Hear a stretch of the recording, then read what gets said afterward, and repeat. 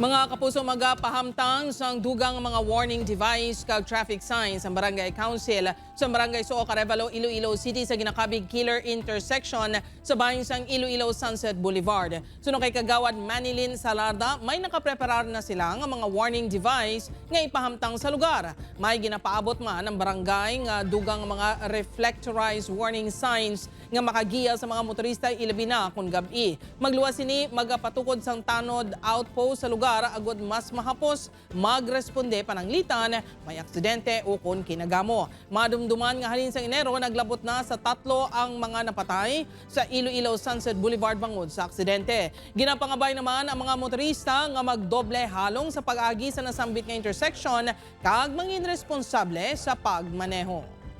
Much better nga may standby kita dara nga tanod para bala mag-help bala biskan may mga signages kita big help guro kung may mga tanod kita.